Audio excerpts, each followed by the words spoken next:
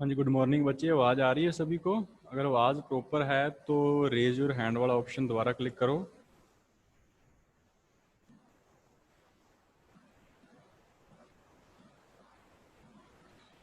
ठीक है, thank you बच्चे। अब देखो, अभी नेक्स्ट जो है अपना टॉपिक नेक्स्ट है, स्टिल फाइबर ही है।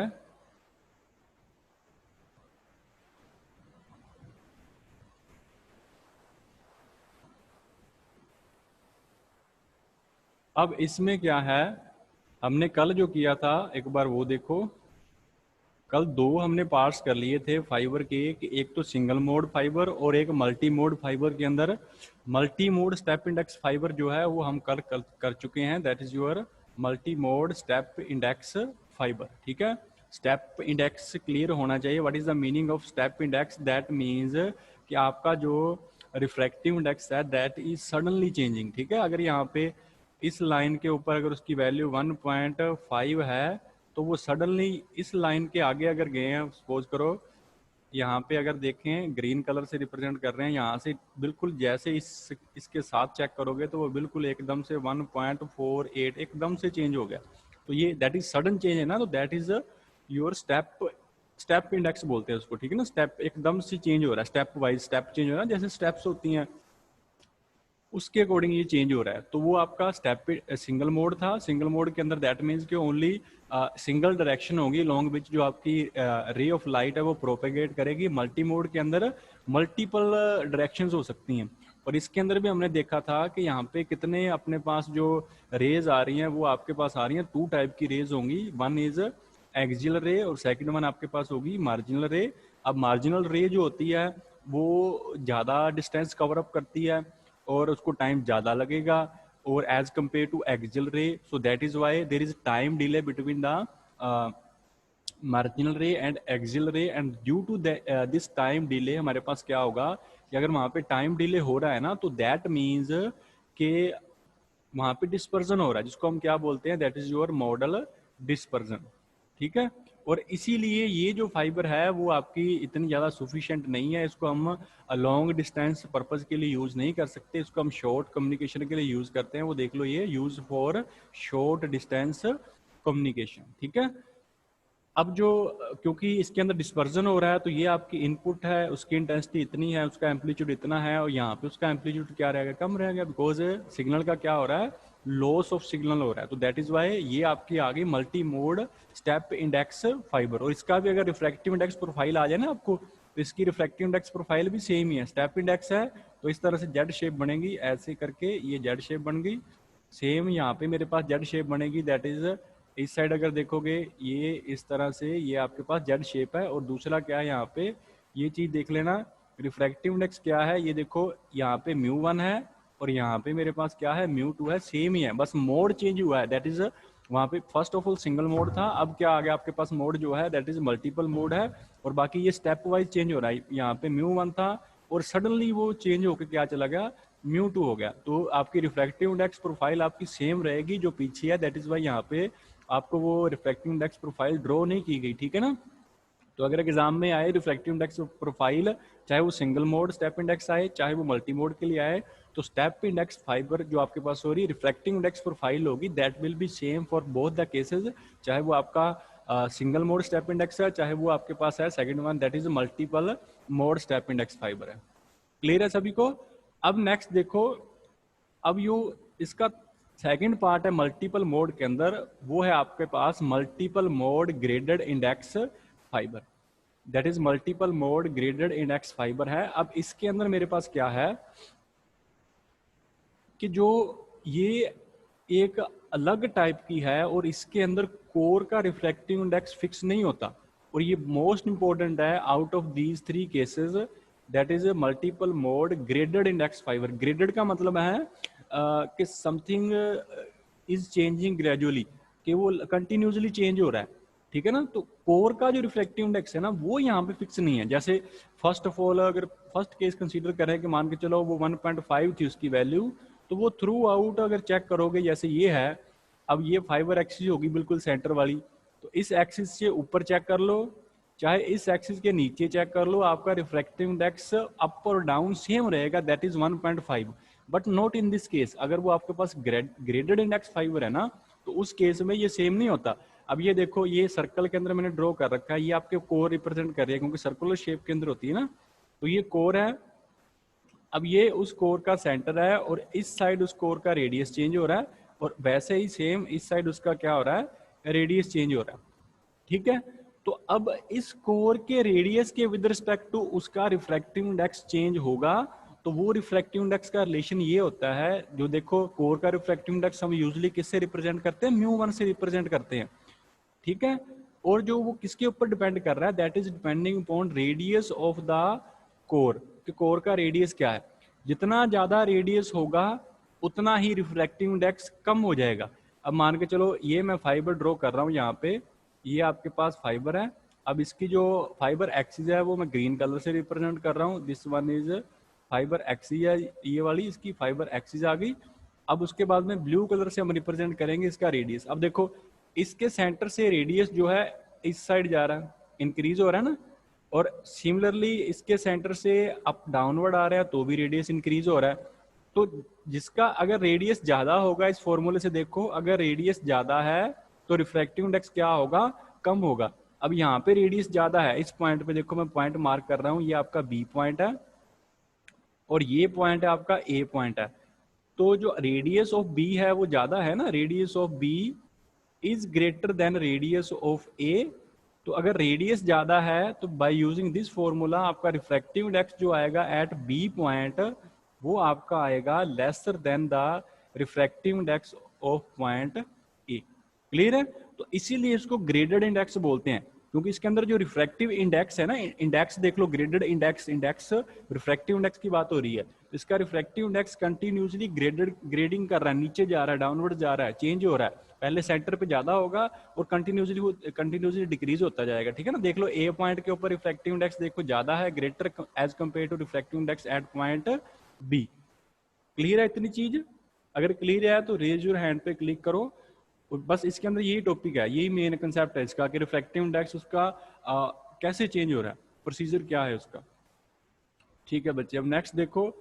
अब नेक्स्ट जो है मेरे पास वो आएगा, हमने ये देख लिया कि कोर का रिफ्रैक्टिव इंडेक्स तो शिफ्ट होगा, और उसका फॉर्मूला ये है, कोर का जो रिफ्रैक्टिव इंडेक्स चेंज होगा, लेकिन क्लैडिंग का नहीं चेंज होगा, वो स्टिल कांस्टेंट है। जैसे प्रीवियस केसेस के अंदर था वैसा ही यहाँ पे है, रिफ्रैक्टिव इंडेक्स ऑफ क्लैडिंग वो आपके पास क्या है, कांस्टेंट है, वो आपका चेंज नहीं होगा। क्लियर है? अब जो नेक्स्ट है वो है प्रोपेगेशन जो है। अब इसके अंदर प्रोपेगेशन किसके कारण होगी, जो दूसरे हमने दो केसेस किए हैं उसके अंदर जो प्रोपेगेशन होती है ना लाइट की, वो मेनली टोटल इंटरनल रिफ्लेक्शन होती है। यहाँ पे वो भी केस है, that is your total internal reflection, लेकिन यहाँ पे रिफ्रैक्शन भी हो रही है।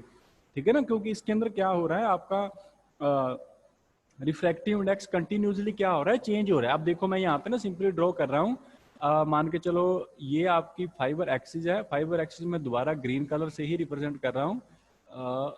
ये मान के चलो आपकी फाइबर एक्सिस है,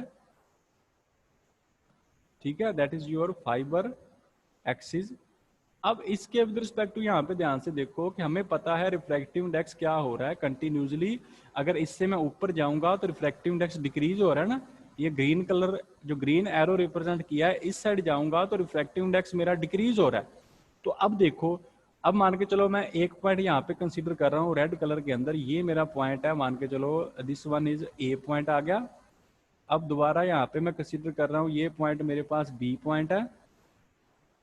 अब अगर ए पॉइंट के ऊपर मेरी रे फॉल कर रही है, मान के चलो यहाँ पे ऐसे फॉल कर रही है, तो अब इसके लिए जो नॉर्मल होगा, अब वो देखो दैट इज ये नॉर्मल है, मान के चलो इस पॉइंट के लिए जो नॉर्मल है वो ये आ गया। तो हमें पता है जब डेंसर टू रेयर जाते हैं, क्योंकि यही हो रहा है ना, ए पॉइंट पे रिफ्रैक्टिव इंडेक्स क्या है, वो ज्यादा होगा, यहाँ इस फाइबर एक्सिस के ऊपर ज्यादा है रिफ्रैक्टिव इंडेक्स, लेकिन ए पॉइंट पे थोड़ा सा डिक्रीज हो गया। तो दैट मीन्स कि रे आपकी डेंसर से रेयर में जा रही है। तो जब डेंसर से रेयर जाएगी तो आपकी जो बेंडिंग जो होगी वो अवे फ्रॉम द नॉर्मल होगी ना, वो देखो वो इस साइड चली जाएगी, यहाँ से बेंड होके इस साइड चली जाएगी। अब सेम केस दोबारा जब वो बी पॉइंट पे रीच करेगी तो अगेन वहां पे उसका नॉर्मल के विद रिस्पेक्ट टू देखो, अब ये नॉर्मल आ गया।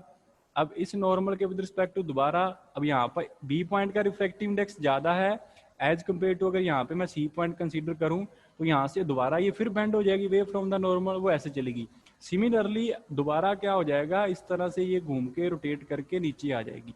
तो इसके अंदर ये होता है। लेकिन जो दूसरा हमने दो टाइप किए उसके अंदर मेनली क्या होगा, अगर ये फाइबर है यहाँ पे टोटल इंटरनल रिफ्लेक्शन ये ऐसे है सिंपली ये ऐसे ट्रेवल करती है, लेकिन यहाँ पे टोटल इंटरनल रिफ्लेक्शन तो हो रही है, बट उसके साथ ये जो अभी हमने शो किया है कि रेयर टू डेंसर जाएगी तो बेंडिंग हो जाएगी, उसको रिफ्रैक्शन ही बोलते हैं ना, ठीक है।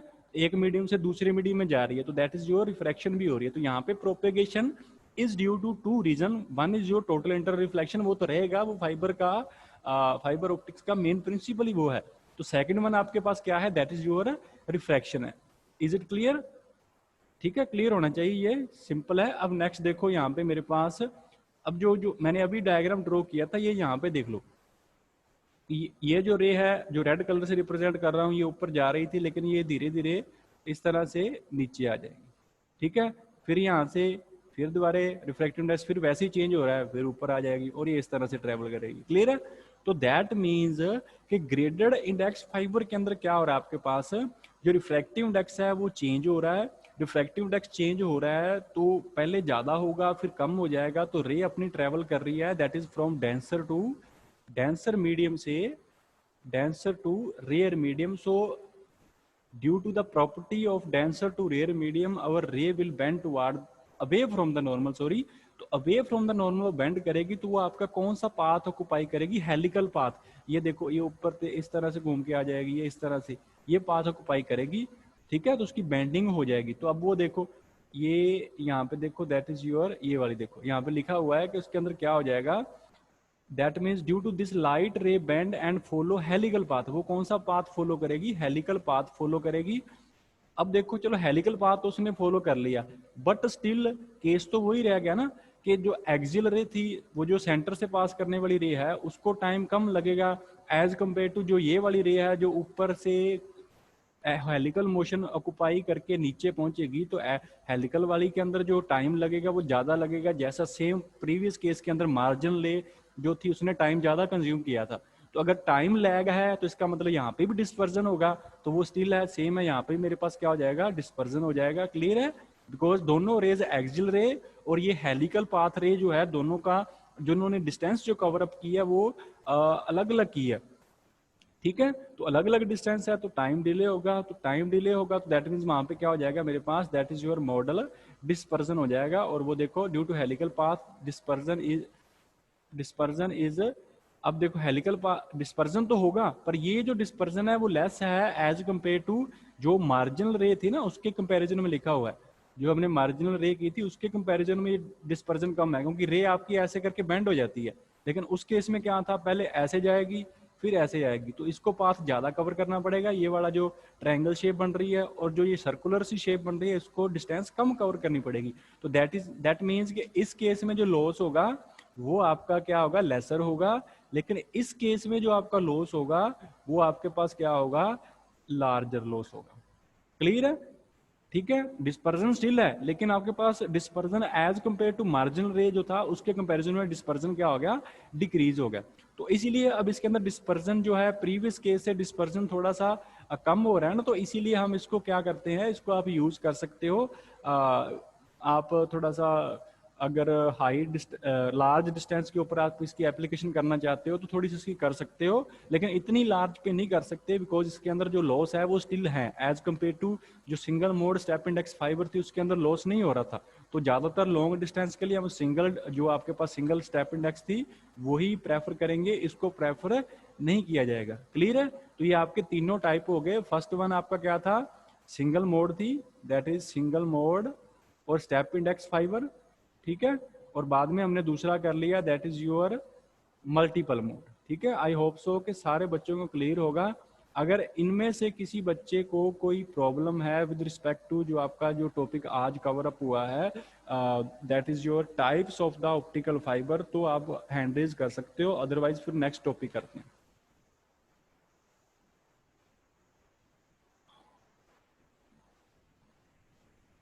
ठीक है बच्चे, क्लियर है आई थिंक है। चलो नेक्स्ट देखो।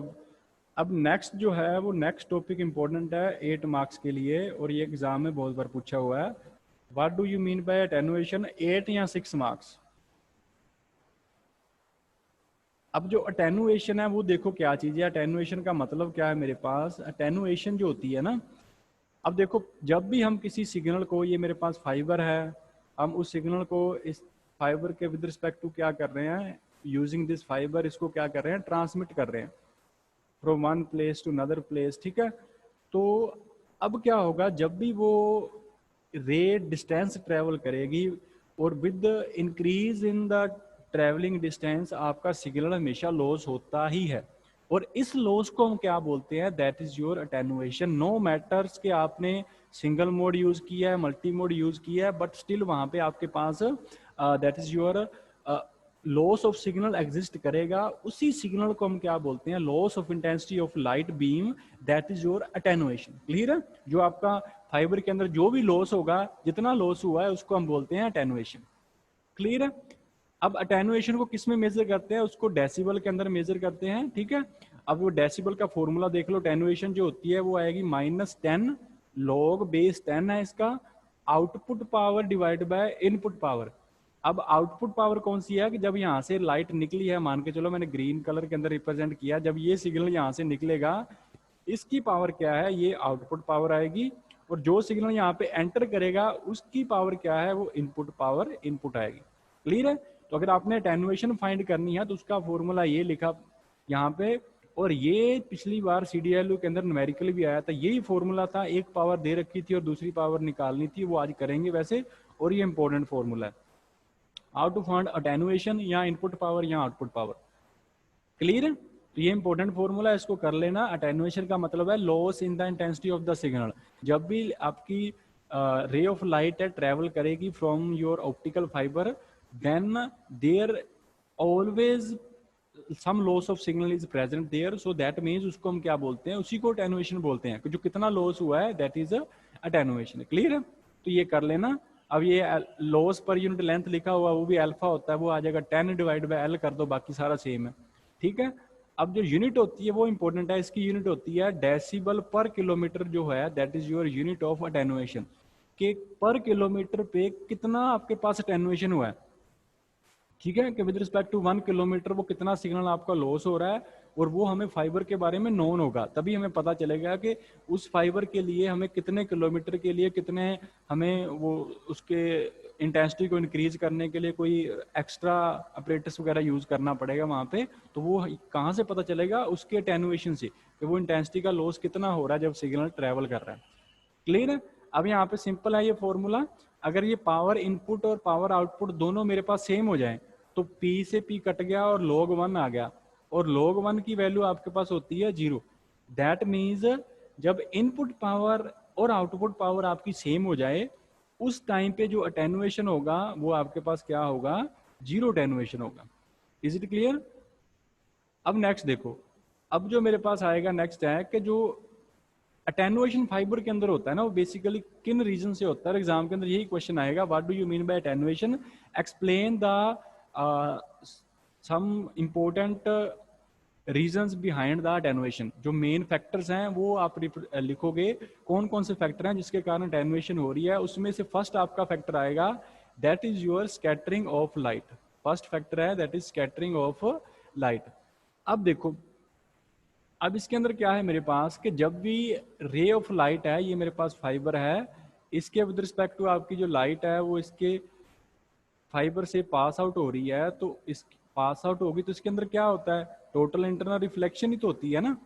तो अब मेरे पास क्या है, टोटल इंटरनल रिफ्लेक्शन तो होगी, पर जो ये ग्लास है, हमें पता है फाइबर किसकी बनी होती है, ग्लास की बनी होती है, तो ये ग्लास स्मूथ नहीं होता। ये जो ग्लास है, मान के चलो ये ग्लास है, यहाँ पे इसकी सरफेस के ऊपर छोटे छोटे रफनेस पैचेस वगैरह होते हैं, छोटे छोटे।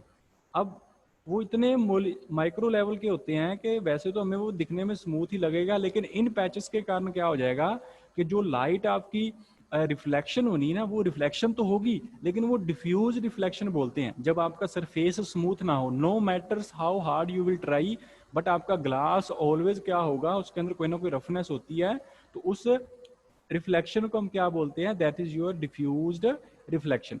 अब इस डिफ्यूज रिफ्लेक्शन के कारण लाइट की कोई स्कैटरिंग हो जाएगी, वहां पे लाइट स्कैटर हो जाती है, ठीक है ना। सेम इस एक ही डायरेक्शन के अंदर ट्रेवल थोड़ा सा नहीं करेगी, थोड़ी सी स्कैटरिंग उसकी इंक्रीज हो जाती है, उस स्कैटरिंग को बोलते हैं that is your Rayleigh scattering, ठीक है। अब रेले स्कैटरिंग के लिए जो फॉर्मूला है वो देखो कि वो स्कैटरिंग कितनी होगी, वो आपका फॉर्मूला ये रहा, एस जो है वो आपके पास क्या है, स्कैटरिंग कितनी हो रही है, और वो फॉर्मूला है दैट इज 1/λ⁴ है, इसके ऊपर डिपेंड करेगा।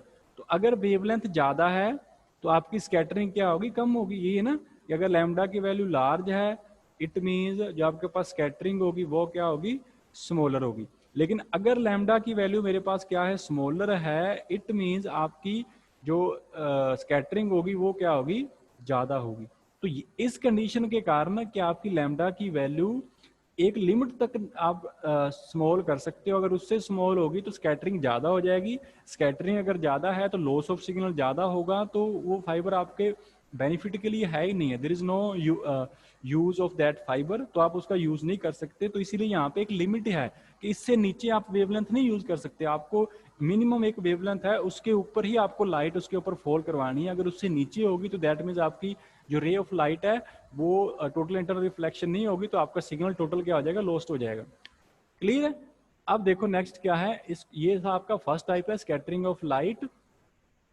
अब जो नेक्स्ट है वो है आपके पास दैट इज, ये देख लो ये लिमिट दे रखी है इसके अंदर कि आपके पास wavelength below 800 nanometre show a very high scattering. अगर आपकी लैम्डा की वैल्यू, लैम्डा जो है उसकी वैल्यू लेस देन 800 हो जाए ना, 800 नैनोमीटर, तो आपका सिग्नल लगभग सारा ही लॉस्ट हो जाता है, क्योंकि उसके इसमें स्कैटरिंग ज़्यादा हो जाएगी और सिग्नल आपका क्या हो जाएगा, लॉस हो जाएगा। तो पहला पॉइंट याद रखना है, स्कैटरिंग ऑफ लाइट के कारण भी आपका सिग्नल लॉस होगा, और स्कैटरिंग एस जो है that is inversely proportional to lambda है। और सेकंड वन क्या है कि जो स्कैटरिंग है वो क्यों हो रही है, बिकॉज आपका जो ग्लास है दैट इज नॉट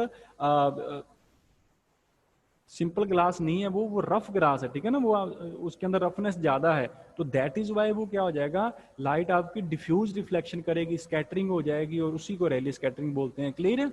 नेक्स्ट है absorption of light by materials. अब ये देखो absorption of light by materials, अब क्या होगा, अब जो ग्लास होगा वो ग्लास के भी बहुत सारे टाइप हो सकते हैं ना, वैसा तो है नहीं कि ग्लास एक ही टाइप का होता है, सिलिका ग्लास है, क्वार्ट्ज ग्लास है, फ्लिंट ग्लास है, नंबर ऑफ ग्लास है, उसके अलग अलग रिफ्रैक्टिव इंडेक्स होगा। तो अब वो ग्लास है, मान के चलो एक मैंने ग्लास ले लिया, अब ये ग्लास है, अब अलग अलग ग्लास है तो अलग अलग रिफ्रैक्टिव इंडेक्स होगा, अलग अलग रिफ्रैक्टिव इंडेक्स होगा तो डिफरेंट काइंड ऑफ वहां पे ऑब्जॉर्प्शन होगी, ठीक है ना। पहली बात तो ये है, किसी भी मटेरियल का आप ग्लास फॉर्म करो उसने स्मॉल अमाउंट ऑफ आपकी लाइट ऑब्जर्व करनी ही करनी है, क्योंकि ये हर मैटर की प्रॉपर्टी है कि वो स्मॉल अमाउंट जो है लाइट का उसको ऑब्जर्व करता ही करता है, ठीक है। अब बाद में क्या है कि जो आपने ग्लास फॉर्म किया है वो प्योर नहीं है, उस ग्लास के अंदर इम्प्योरिटीज हैं। अब जितनी ज्यादा इम्प्योरिटीज होंगी उतना ही आपकी जो रे ऑफ लाइट है, आपका जो सिग्नल है उतना ज्यादा अब्जॉर्व हो जाएगा, उतने आपके पास इंटेंसिटी आउटपुट में क्या आएगी, लेसर इंटेंसिटी आएगी। क्लियर है। तो अब इसके अंदर जो आपके पास लॉसेस है ना, मान के चलो मैंने सिलिका ग्लास फाइबर ली हुई है, सिलिका ग्लास फाइबर है जिसको, और उसके अंदर जो लॉस होते हैं ना उसको इंट्रिंसिक अब्जॉर्प्शन बोलते हैं।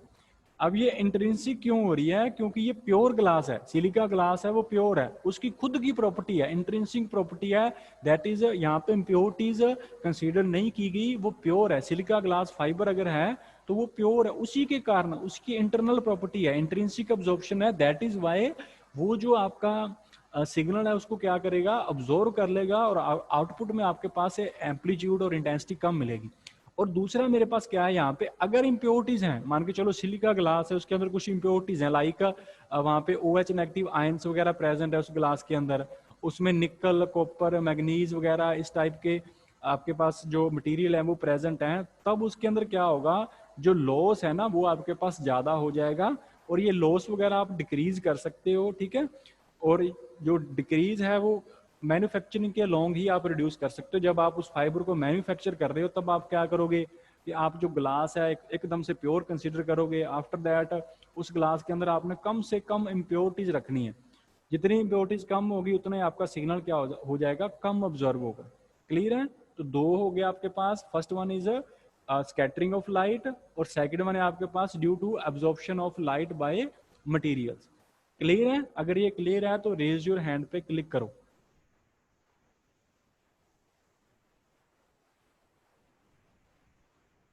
हाँ जी ठीक है बच्चे, थैंक यू। अब नेक्स्ट देखो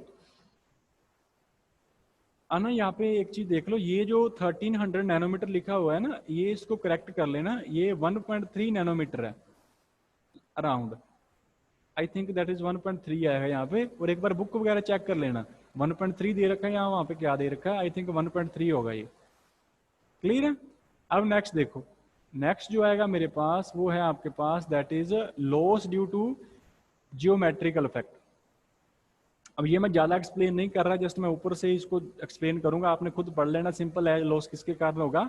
अब इसके अंदर क्या हो जाएगा कि जब मान के चलो आपने, आपके घर तक कनेक्शन आ गया, आपने उस फाइबर को आपने अंदर अपने कंप्यूटर तक आपने इंस्टॉल करना है, तो ड्यूरिंग इंस्टॉलेशन क्या हो जाएगा, आपके कारण आपने उस फाइबर को ज़्यादा बेंड कर दिया, किसी कॉर्नर के अराउंड उसको रोटेट ही कर दिया है आपने, तो उसके कारण क्या हो जाएगा, उसके अंदर जो इफेक्ट आते हैं, जो लॉस आते हैं, उसको वो जो लॉसेस होते हैं उनको ज्योमेट्रिकली लॉसेस बोलते हैं। अब वो दो टाइप के होते हैं, एक तो माइक्रो बेंडिंग होती है और एक मेरे पास मैक्रो बेंडिंग होती है। अब जो माइक्रो बेंडिंग है वो किसके कारण होगी, मान के चलो जब आपने फाइबर क्या है आपने घर में इंस्टॉल की और आपने कुछ फाइबर को कुछ इस तरह से कंजक्टेड सा कर दिया, या उसके अंदर रोटेशन ऐसे प्रोवाइड कर दी कि जो फाइबर एक्सिस पहले सेंटर में थी उसकी थोड़ी सी फाइबर एक्सिस ऊपर नीचे होगी, मान के चलो वो रेड कलर में रिप्रेजेंट कर रहा हूँ, वो आपकी थोड़ी सी ऊपर होगी, माइनर सी होगी, ज्यादा नहीं होगी। इसके कारण जो लॉस होगा ना उसको बोलते हैं that is a micro bending loss. Simple है, कर लेना इसको। ये तब होगा जब आप उस आपकी फाइबर है उसको इंस्टॉल कर रहे हो, इंस्टॉल करते वक्त आपने उसको थोड़ा सा फोर्स ज्यादा लगा दिया, या किस तरह से आपने उसको खींचा है, क्या आपने टेंशन लगाई है, उसके कारण थोड़ी सी फाइबर एक्सिस उसकी आगे पीछे हो जाएगी, ये उसके कारण होती है, that is your micro bending. अब जो नेक्स्ट है वो है आपके पास that is your macro bending. अब वो देखो मैक्रो बेंडिंग के अंदर क्या होगा, मैक्रो मतलब ये वो केस हो गया जो थोड़ा सा मैक्रोस्कोपिक केस हो गया ना। अब मैक्रोस्कोपिक केस क्या है, सपोज करो कि आपने अपने घर में उसको इंस्टॉल कर रहे हो, इंस्टॉल करते वक्त आपने क्या किया, आपके घर में जैसे ये आपका कोई रूम वगैरह है, अब इसके ऊपर आपने ये मान के चलो आपने ये ग्रीन कलर के अंदर रिप्रेजेंट कर रहा हूँ, ये आपके घर के ऊपर कोई पोल वगैरह लगा हुआ है। अब ये इस पोल के ऊपर आपने क्या किया, हाँ जी, इस पोल के ऊपर आपने क्या किया, उस फाइबर को आपने इस तरह से वायर कर दिया, रोटेट कर दिया। अब वो वायरिंग तो करनी थी बिल्कुल लूजली, आपने बहुत टाइटली कर दी।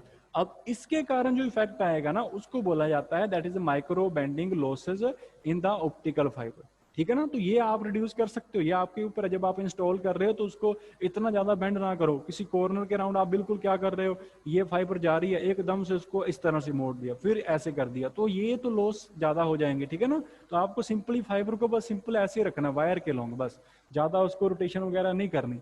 तो ये आपका माइक्रो बेंडिंग है और दूसरा आपका that is the macro bending है। क्लियर है? अब देखो नेक्स्ट जो न्यूमेरिकल है ना आपके एग्जाम में आए हुए हैं, वो मैंने दो इसके अंदर दे रखे हैं, वैसे ही न्यूमेरिकल बनाएंगे, और 100% श्योर है कि एक आपको 6 मार्क्स का क्वेश्चन होगा और दूसरा आपके पास 2 या 3 मार्क्स का क्वेश्चन के अंदर आपका आएगा, दैट इज न्यूमेरिकल आएगा। ठीक है, अब ये न्यूमेरिकल देखो, that is numerical aperture of an optical fibre दिया हुआ है हमें इज 0.5। अब numerical aperture that is an A दे रखा है ना, न्यूमेरिकल अपर्चर ये दिया हुआ है 0.5, चलो ठीक है लिख लिया 0.5 है। उसके बाद में रिफ्रैक्टिव इंडेक्स किसका दिया हुआ है। अब देखो जब भी एग्जाम के अंदर क्वेश्चन आए और यहाँ वहां पे ये ना लिखा हो कि ये रिफ्रैक्टिव इंडेक्स किसका है, तो वो 100% श्योर है कि वो कोर का रिफ्रैक्टिव इंडेक्स है। तो कोर का रिफ्रैक्टिव इंडेक्स आप किससे लिखते हो, दैट इज μ1, तो वो कितना है 1.57। क्लियर है ना, जब नहीं मेंशन किया हुआ तो वो कोर का रिफ्रैक्टिव इंडेक्स है, अदरवाइज मेंशन किया हुआ है तो वहां पर पता लग जाएगा कोर है या क्लैडिंग है। अगर देर इज नथिंग मेंशन के कोर है या क्लैडिंग है तो 100% वो कोर है। क्लियर है? अब देखो जो हमने फॉर्मूला किया हुआ है न्यूमेरिकल अपर्चर का, वो फॉर्मूला ये है, आई थिंक सभी बच्चों को याद होगा जिस दिन टॉपिक किया था, square root of μ1 square minus μ2 square. अब हमें न्यूमेरिकल अपर्चर की वैल्यू पता है, ये वैल्यू हमें दे रखी है, ठीक है, μ1 की वैल्यू हमें दे रखी है, चलो ठीक है, तो दैट मीन्स आप μ2 निकाल सकते हो ना, सिंपल है, बस आपने अप्लाई कर लेना और ये खुद सॉल्व कर लेना, सिंपल है और बिल्कुल इजी आएगा। और आई थिंक ये CDLU में आया था पिछली बार या KUK में आया था, और CDLU में भी ऐसे क्वेश्चन आते हैं। क्लियर है, हो जाएगा। बस आपने सोल्व भी करना, सिंपल मैथमेटिक्स है, म्यू वन स्केयर वगैरह कर लेना, हो जाएगा सोल्व। इसको सोल्व करके देख लेना, और ये जो आपका आंसर आएगा वो देख लो यहाँ पे। सोल्व करने के बाद म्यू टू जो आ रहा है वो आ रहा है 1.48। अब अगर किसी बच्चे का ऐसा हो जाए कि म्यू वन की वैल्यू तो उसने दे रखी है 1.5, ये म्यू वन था, और म्यू टू की वैल्यू वो आपको 1.6 दे रहा है, इसका मतलब वो गलती कर रहा है उस क्वेश्चन को। ये ऐसा कभी नहीं होगा ना, हमने देख रखा है कि म्यू वन की वैल्यू हमेशा क्या होगी, ग्रेटर देन म्यू टू होगी। तो ये हमेशा याद रखना, अगर आंसर निकाल रहे हो तो आपका म्यू टू हमेशा स्मॉलर आएगा as compare to mu one. ये चीज क्लियर है, हो जाएगा ये न्यूमेरिकल। रेज योर हैंड करो अगर ये न्यूमेरिकल क्लियर है आपको, सिंपल है, कैलकुलेशन कर लेना बस। हाँ जी बच्चे ठीक है। नेक्स्ट देखो, अब लास्ट वन जो न्यूमेरिकल है इसके अंदर, और लास्ट इस यूनिट का लास्ट ये टॉपिक है। नेक्स्ट जो है वो है आपके पास, दैट इज 5 मिली वोट जो है ना, मिली वोट है ये आपके पास, that is 5 milli watt. Laser beam दे रखी है, उसकी आपको पावर दे रखी है। अब और साथ में उसके देख रखा है कि जो फाइबर है उसका लॉस कितना हो रहा है वो भी दे रखा है। स्टेटमेंट देखो एक बार इसकी,